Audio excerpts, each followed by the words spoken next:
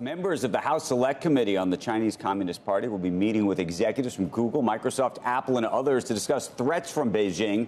CNBC technology correspondent Steve Kovac is here with more.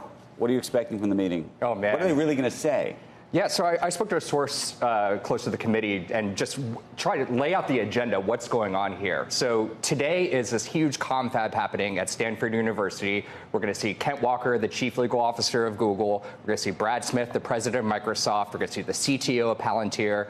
And it's going to be just a slew of, it's going to be like a TED Talk of what's going on in China and tech. So we're going to have Brad Smith expected to talk about AI and rare earth minerals for some reason. I don't know why Microsoft is involved in that, but we do have, we meaning America, has a huge dependence on that. Then in the morning, it continues at Stanford, and they're going to talk about crypto. And then they move over to Cupertino to talk to Mr. Tim Cook about the issues there. And I think that meeting is going to be the real testy one, considering what they're talking about. Is it going to get contentious like it does when you call everybody before the hearings, especially on an issue that there is bipartisan support, where they think China is not a great position?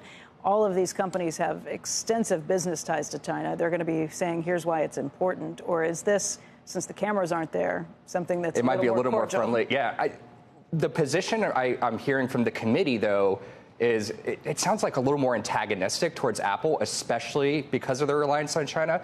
One example that was pointed out to me was last fall, there's protests we saw at Foxconn. We saw workers trying to get out of that factory because they didn't want to be locked in.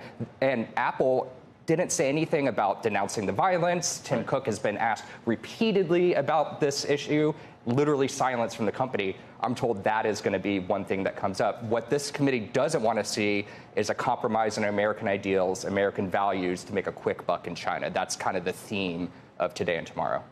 What about a long buck?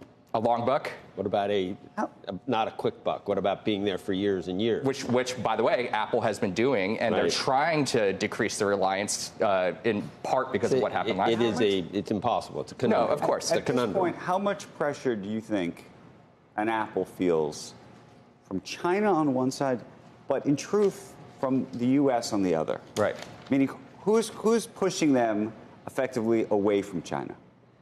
Do you see what I mean? In a way, China is, because of what happened last year. I mean, with those extremely strict COVID lockdowns, that hurt Apple's bottom line. Sales were down 5% in the holiday quarter. They couldn't sell their most expensive phone to people who wanted them. They had to wait till after Christmas. So they learned the lesson the hard way, and now we're seeing cracks show in that supply chain, and we're seeing Tim Cook and his deputies go out to India, go out to Malaysia, go out to Vietnam. How can we alleviate the pressure in the supply chain? 5 years from now.